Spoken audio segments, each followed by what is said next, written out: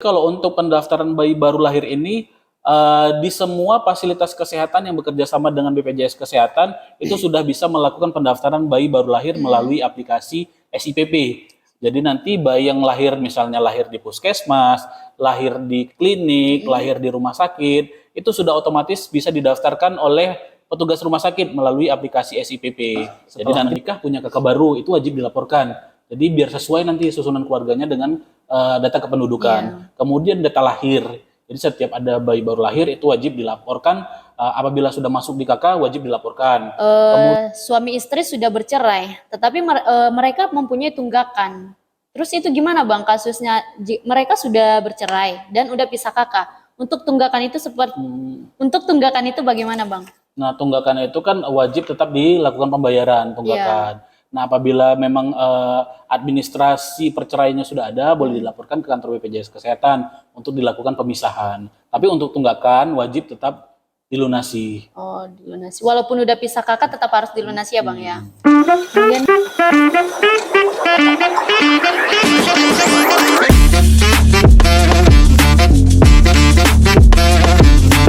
kapan sebaiknya peserta JKN melaporkan perubahan data?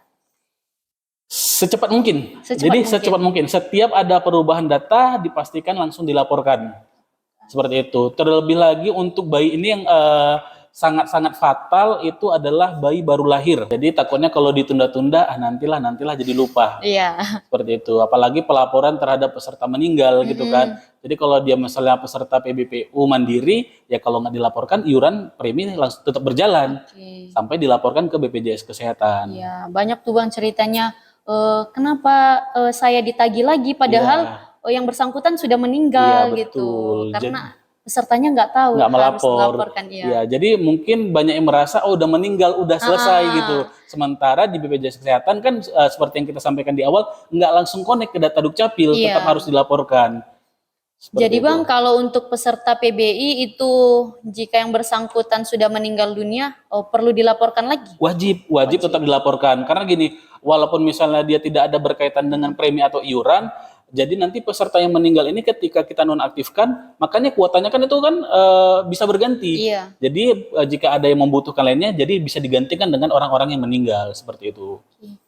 Terkait peserta yang keluarganya ada meninggal, apa harus ada nih Bang, jokes ya Bang ya, apa harus yang bersangkutan yang meninggal dunia yang melaporkan perubahan data ke kantor gitu Bang? Iya, jadi memang ini jokes ya, sempat ramai viral di sosial media. Infonya wajib melaporkan dirinya jika meninggal gitu ya.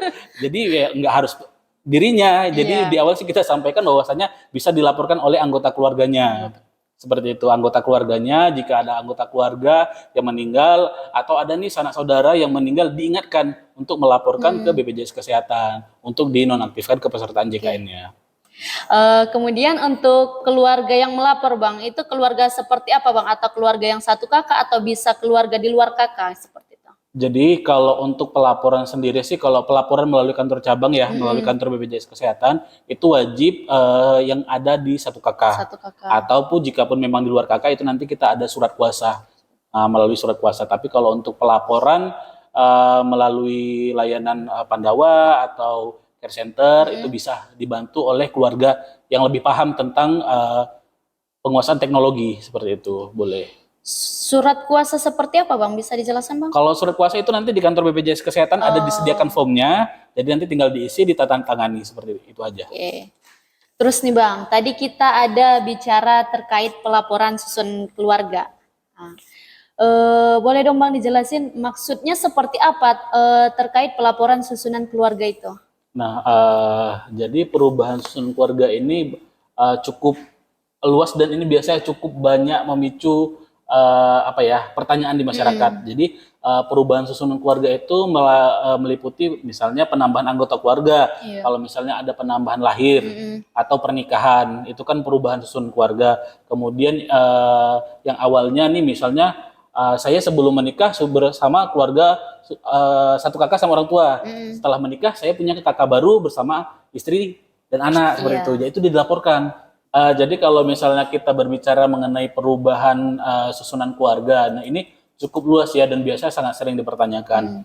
Jadi untuk perubahan susunan keluarga itu dia meliputi perkawinan. Jadi kalau misalnya nih saya sebelum menikah satu kakak sama orang tua, setelah menikah punya kakak baru, itu wajib dilaporkan. Jadi biar sesuai nanti susunan keluarganya dengan data kependudukan. Kemudian data lahir. Jadi setiap ada bayi baru lahir itu wajib dilaporkan. Apabila sudah masuk di KK wajib dilaporkan. Kemudian perubahan meninggal. Nah, seperti yang kita sampaikan di awal tadi bahwasanya meninggal itu wajib dilaporkan. Kemudian perceraian. Nah, perceraian ini juga wajib dilaporkan. Jadi jangan sampai nanti ada kasus perceraian tidak dilaporkan, misalnya peserta PPU atau peserta BBPU yang terus menjadi tanggungan seperti itu. Iya. Sementara harusnya sudah tidak lagi menjadi tanggungan seperti itu. Sedikit Bang, ada kasus nih yang Rina jumpai di pertanyaan di TikTok. Suami istri sudah bercerai, tetapi mereka mempunyai tunggakan. Terus itu gimana Bang kasusnya? Mereka sudah bercerai dan udah pisah kakak. Untuk tunggakan itu untuk tunggakan itu bagaimana Bang? Nah, tunggakan itu kan wajib tetap dilakukan pembayaran tunggakan. Nah, apabila memang administrasi perceraiannya sudah ada, boleh dilaporkan ke kantor BPJS Kesehatan untuk dilakukan pemisahan. Tapi untuk tunggakan wajib tetap dilunasi. Oh, dilunasi. Walaupun udah pisah kakak tetap harus dilunasi ya Bang ya. Kemudian Bang untuk peserta PBI nih, peserta PBI yang udah menikah, di kakak lama dia bersama orang tua itu peserta PBI. Kemudian dia menikah dan kakaknya sudah tergabung dengan suaminya. Jadi itu apakah harus dilakukan perubahan data ke kantor BPJS Kesehatan? Wajib. Wajib tetap dilakukan perubahan data yang apabila nanti dia misalnya ini pesertanya perempuan, dia akan misalnya nanti memiliki anak, kalau bayi baru lahir dari ibu PBIJK itu kan bisa langsung didaftarkan kan? Nah itu wajib nanti dia diperbarui susunan keluarganya atau data pribadinya, jadi nanti ketika ada bayinya baru lahir bisa langsung kita daftarkan sesuai dengan nomor kartu keluarganya. Apakah setelah dilakukan perubahan data ke kantor BPJS Kesehatan, kepesertaan PBI-nya otomatis nonaktif? Selagi dia terdaftar di DTKS, dia akan tetap aktif. Walaupun dilakukan perubahan data? Iya. Jadi kalau misalnya untuk data PBI APBN ya kita katakan PBIJK itu dia mandatorinya di NIK. Di NIK. Jadi kalau misalnya pun kita lakukan perubahan data status kawin tidak kawinnya, kita lakukan perubahan alamat itu tidak pengaruh. Oh, yang penting NIK-nya itu masih terdaftar di DTKS-nya Dinas Sosial. Berarti sama sekali nggak ada pengaruhnya ya Bang ya. Oke Bang, kita lanjut ya. Berbicara tentang perubahan data. Selanjutnya kita berbicara tentang perubahan data bayi baru lahir. Ini sangat marak sekali di TikTok Bang. Banyak yang bertanya juga.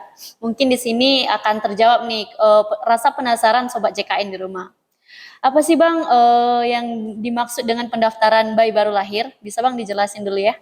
Baik, pendaftaran bayi baru lahir. Nah kalau dulu nih sempat ada yang namanya pendaftaran bayi dalam kandungan. Nah bayi dalam kandungan ini tidak lagi perlu didaftarkan. Sekarang berganti namanya pendaftaran bayi baru lahir. Nah pendaftaran bayi baru lahir itu adalah bayi yang baru dilahirkan baik itu di rumah, di fasilitas kesehatan, itu wajib dilaporkan agar dia langsung terdaftar menjadi peserta JKN dengan catatan ibunya sudah menjadi peserta JKN. Jika ibunya sudah menjadi peserta JKN, maka ketika bayinya lagi didaftarkan, maka status kepesertanya akan langsung aktif tanpa menunggu rentang waktu lagi, seperti itu. Kemudian bagaimana mekanisme untuk pendaftaran bayi baru lahir yang ibunya peserta mandiri atau PPU? Baik, jadi kalau untuk pendaftaran bayi baru lahir ini, di semua fasilitas kesehatan yang bekerja sama dengan BPJS Kesehatan itu sudah bisa melakukan pendaftaran bayi baru lahir melalui aplikasi SIPP. Jadi nanti bayi yang lahir misalnya lahir di puskesmas, lahir di klinik, lahir di rumah sakit, itu sudah otomatis bisa didaftarkan oleh petugas rumah sakit melalui aplikasi SIPP. Jadi nanti di BPJS Kesehatan kita tinggal lakukan approval. Seperti nah mungkin ini satu-satu kasus seperti ini harusnya memang sudah dilakukan pendaftaran oleh rumah sakit. Nah untuk bayi yang memang mungkin kecolongan di rumah sakit tidak didaftarkan atau bayi yang mungkin lahir di rumah, nah, itu bisa langsung apabila tidak didaftarkan melalui rumah sakit itu bisa datang langsung ke kantor BPJS Kesehatan. Jadi bisa tinggal bawa kartu keluarga orang tua, bawa surat keterangan lahirnya, sudah bisa dilakukan pendaftaran. Nah, jadi sebelum bayi berusia 3 bulan, yang pertama wajib lapor dulu ke Dinas Kependudukan untuk diterbitkan NIK-nya atau dimasukkan ke dalam kartu keluarga. Setelah masuk ke dalam kartu keluarga, maka laporlah ke kantor BPJS Kesehatan atau kanal-kanal layanan BPJS Kesehatan untuk diperbarui data bayinya, seperti itu. Jadi nih Bang, kalau ada bayi baru lahir, si bayi ini baru lahir nih, kemudian bayinya sakit, itu bagaimana Bang?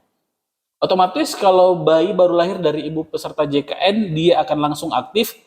Pun ketika dia baru lahir saat hari ini, misalnya membutuhkan perawatan khusus, Iya. wajib bisa langsung ditangani.